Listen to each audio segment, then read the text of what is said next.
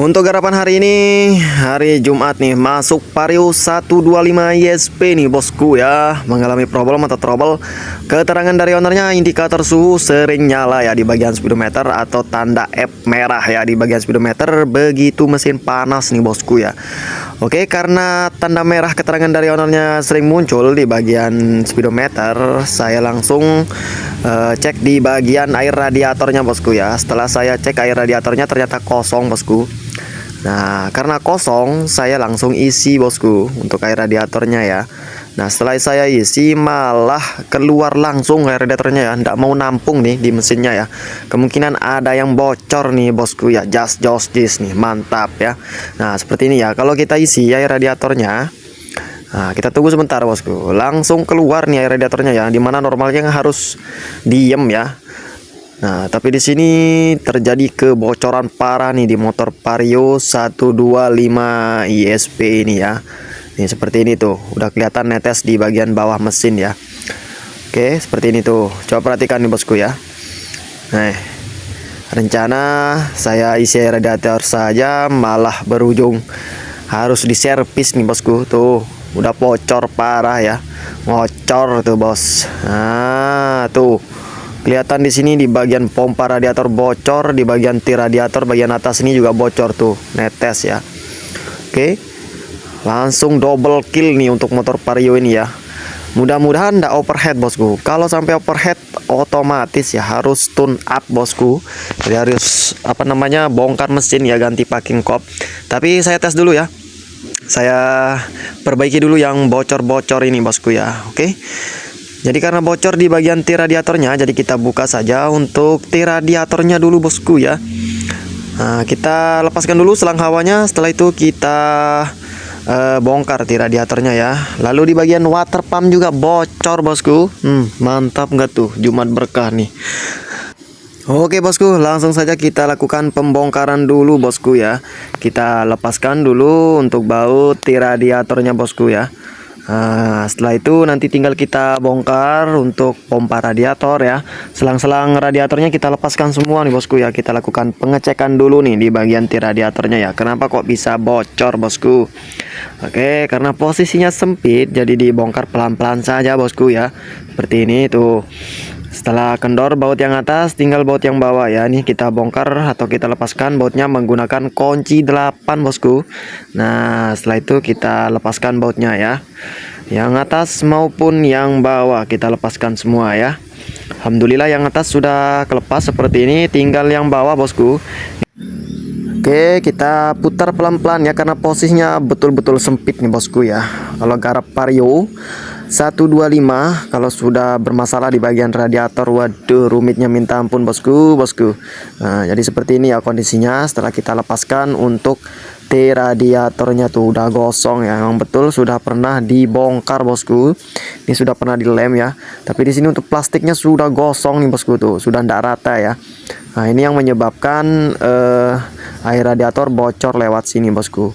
Setelah itu tinggal kita bongkar untuk water pumpnya bosku ya. Jadi nanti kita cek di bawah saja bosku ya, ti radiator sama water pumpnya biar lebih jelas bosku ya. Oke, kita bongkar dulu water pumpnya ya. Tuh, udah bocor di ti radiator, water pump juga bocor bosku. Mantap ya. Jumat berkah nih bosku. Satu motor aja langsung cuan ya. Wah, jos gandos bosku. Oke, setelah baut atas bagian water pumpnya kita lepaskan. Setelah itu tinggal yang bawah bosku ya. Di sini juga ada dua baut ya. Baut water pumpnya 3 biji bosku. Kita lepaskan menggunakan kunci 10T ya, seperti ini.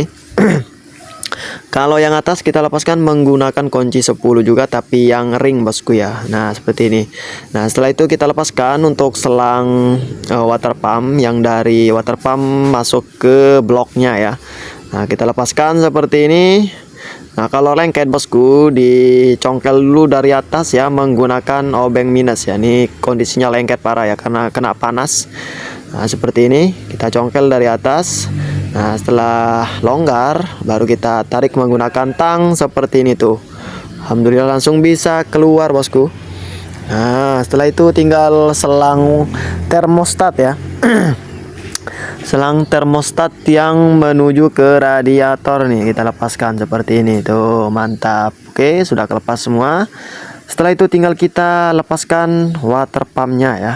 Nah, kalau susah bisa dicongkel menggunakan congkelan ban seperti ini ya tuh. Kita congkel kiri kanan kiri kanan. Nah, setelah itu alhamdulillah sudah bisa kelepas nih tuh. Untuk water pump beserta termostatnya bosku. Nah, oke, karena posisinya sempit jadi pelan-pelan tapi pasti. Nah, sudah keluar seperti ini tuh. Nah, indikasi bocor dari sini bosku. Kenapa kok bisa bocor? Karena seal water pump bagian dalam ini sudah bocor bosku. Makanya air radiatornya keluar lewat lubang pembuangan ini.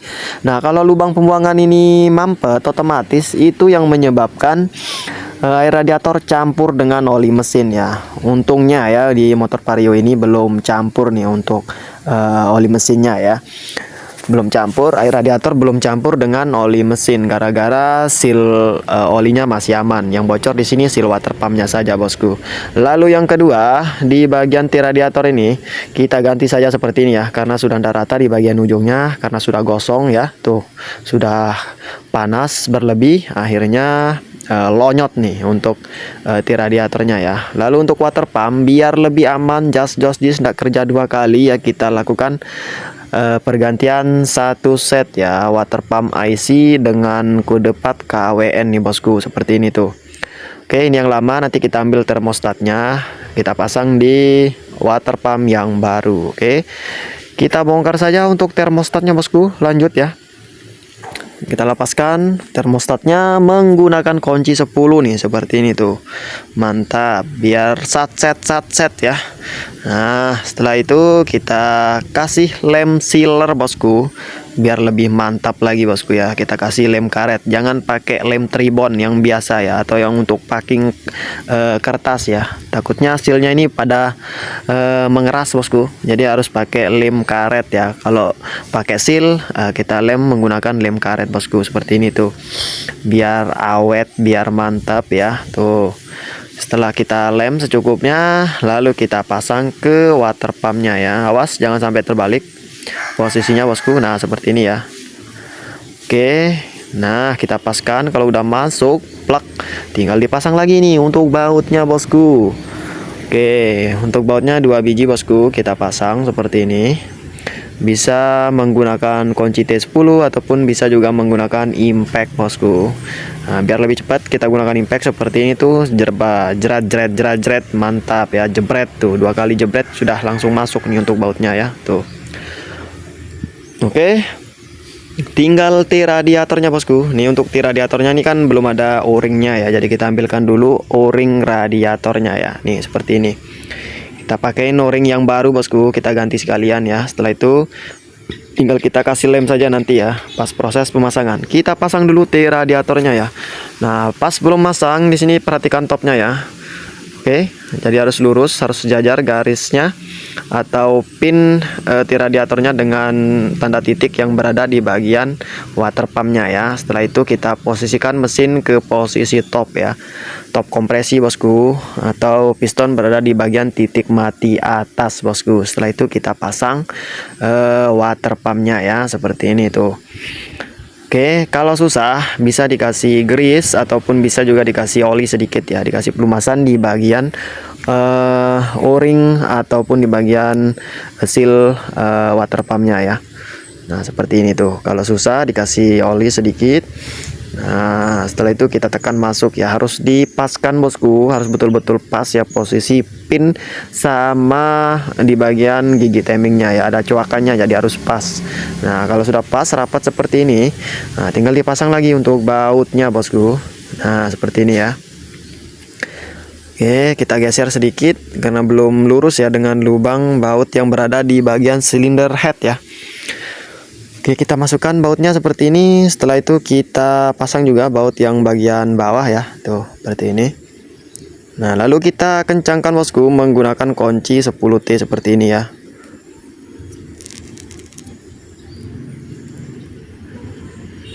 Nah, harus betul-betul kencang, jangan sampai longgar bosku, biar konsumennya ndak ngomel lagi balik ke tempat kita ya, atau ke bengkel bosku. Harus teliti betul ya. Nah, kalau sudah bermasalah di bagian radiatornya ini, motornya rumit bosku kalau untuk Vario 125 ini ya. Oke, setelah itu kita kencangkan baut yang atas. Nah, bocor sedikit saja bermasalah bosku, apalagi bocor yang kayak tadi ya, ngocor ya. Kalau tadi bukan bocor bosku, langsung keluar. Kalau cuman sekedar bocor kan rembes ya, jadi tidak langsung keluar semua untuk air radiatornya ya. Kalau tadi waduh, mantap, pertahankan ya. Oke, nah seperti ini ya. Lalu T radiator juga kita pasang sekalian bosku, biar mantap ya. Nah, setelah itu kita pasang bautnya kembali. Oke, setelah itu kita kencangkan ya untuk baut T radiatornya bosku. Seperti biasa kita kencangkan menggunakan kunci 8 ring ya, 8 ring sini. Oke, seperti ini. Nah, harus betul-betul kencang bosku. Nah, setelah yang atas kencang, tinggal kita pindah lagi ke baut yang bawah bosku ya, nih seperti ini. Oke. Nah, jarak kuncinya ini terlalu sempit bosku, makanya lama ya, tuh seperti ini. Duh. Nah, emang jarak gerak kuncinya ini terlalu sedikit bosku, jadi harus banyak-banyak bersabar ya. Nih, seperti ini tuh. Wah, nanti giliran sudah selesai, sudah beres, minta jasa murah. Waduh, itu yang bahaya bosku ya. Nggak tahu cara kerjanya ya. Kalau yang sudah tahu cara kerjanya nggak bakalan nawar bosku ya. Tuh.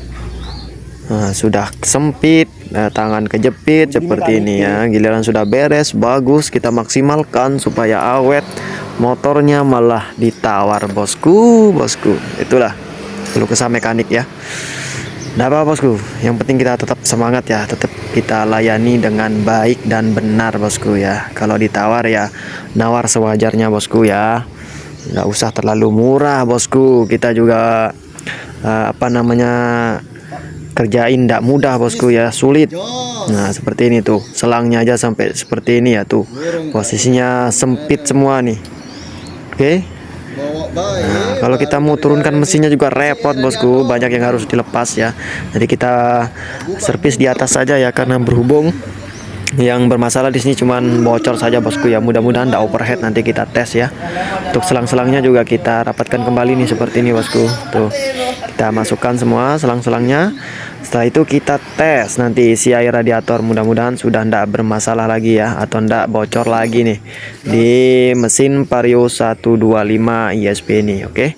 Nah setelah itu selang yang bawah juga sama bosku, kita pasang lagi ya. Jangan sampai tidak dipasang ya, nanti dikira masih bocor. Jadi harus dipasang, jangan sampai lupa bosku, biar ditawar murah tapi harus betul-betul teliti bosku ya. Tuh, posisinya sempit seperti ini bosku ya. Tuh. Oke, kita pasang lagi untuk penguncinya atau kelemannya seperti ini.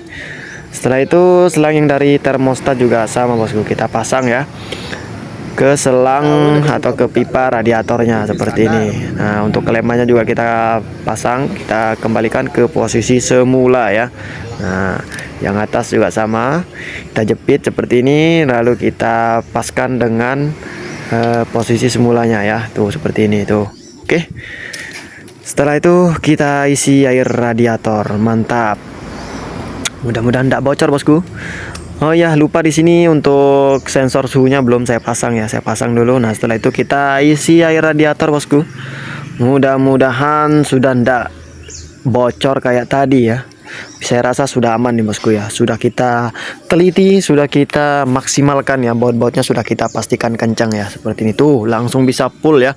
Kalau tadi tidak bisa full nih di tampungan air radiatornya ya, langsung keluar bosku. Waduh. Nah sekarang sih sudah insya Allah normal ya.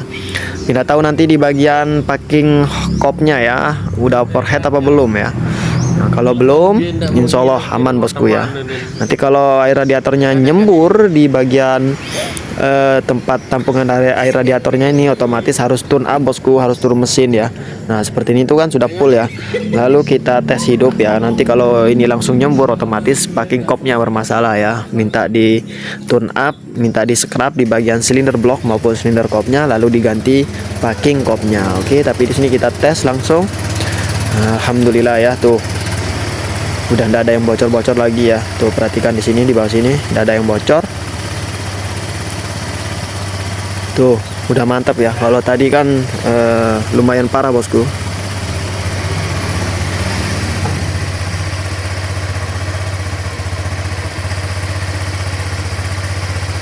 Dan untuk air radiatornya juga sudah ndak nyembur ya, alhamdulillahnya ndak nyembur bosku ya. Berarti untuk mesinnya masih aman ya, ndak sampai overhead nih seperti ini tuh. Oke, tuh, sudah ndak nyembur ya. Coba kita geber tipis-tipis seperti ini. Nah, masih aman ya. Biasanya kalau bermasalah di bagian packing kop atau packing kopnya bocor nih, biasanya air radiatornya langsung nyembur bosku. Di sini aman bosku ya. Dan ini tinggal kita tunggu dulu ya, kita hidupkan untuk motornya 30 menit ke depan ya. Lalu nanti kita baru pasang semua. Kalau memang aman, tidak ada yang bocor, tanda huruf F yang di bagian radiator tidak muncul lagi, nah baru kita pastikan aman bosku ya. Tuh, kita geber tipis-tipis seperti ini tuh, tidak nyembur bosku. Jadi saya rasa untuk packing kopnya aman bosku, tidak sampai jebol ya. Tuh. Nah, kalau sampai jebol biasanya di sini nyembur bosku, tapi alhamdulillahnya enggak ya bosku ya, aman nih, jos gandos ya. Oke, kita tunggu sampai 30 menit ke depan ya. Kita tinggal sarapan dulu bosku. Nah, kalau emang aman, baru kita pasang semua cover bodinya bosku, jos gandos ya. Thank you bosku ya. Kita sarapan dulu bosku. Kita hidupkan 30 menit ke depan ya. Kalau aman baru kita kembalikan ke ownernya. Mantap. Jas jos jis.